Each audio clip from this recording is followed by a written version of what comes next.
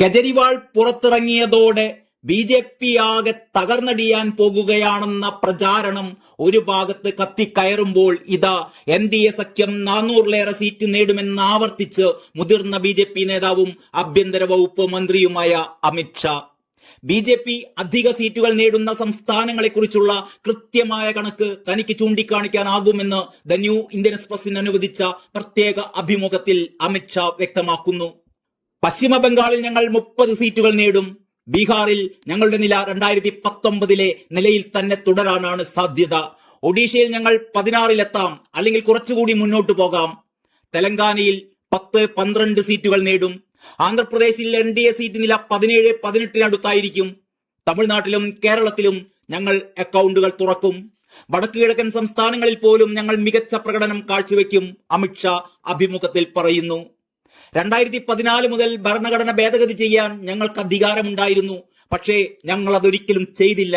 അതുകൊണ്ട് തന്നെ ഭരണഘടനാ ഭേദഗതിയിലൂടെ സംവരണം എടുത്തു കളയും എന്ന വാദം അടിസ്ഥാനരഹിതമാണ്.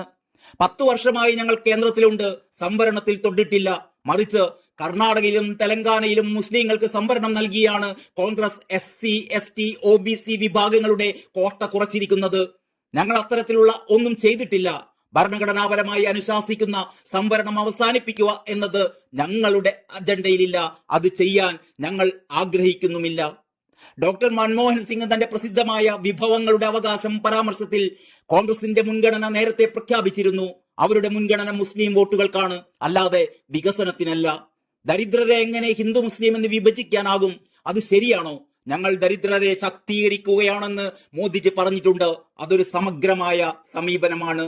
ഗുജറാത്തിൽ ചില മുസ്ലിം ജാതികളുണ്ട്.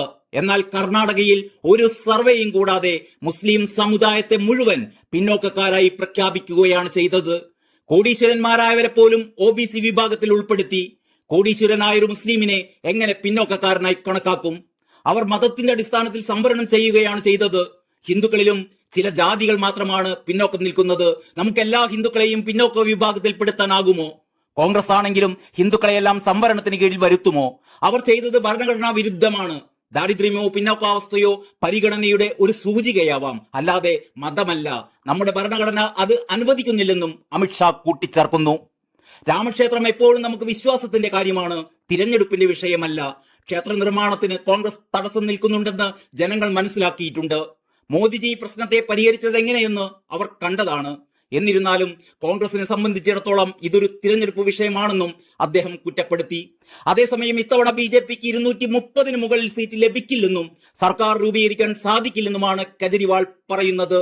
ഇന്ത്യ സഖ്യം അധികാരത്തിൽ വരും, ആം ആദ്മി പാർട്ടി ആ സർക്കാരിന്റെ ഭാഗമാകുമെന്നും കെജ്രിവാൾ പറയുന്നു. ഏതായാലും ഇവരിൽ ആര് പറയുന്നതാണ് സംഭവിക്കാൻ പോകുന്നത് എന്നറിയാൻ ഇനിയും ദിവസങ്ങൾ ബാക്കി. കാത്തിരുന്നല്ലേ പറ്റൂ.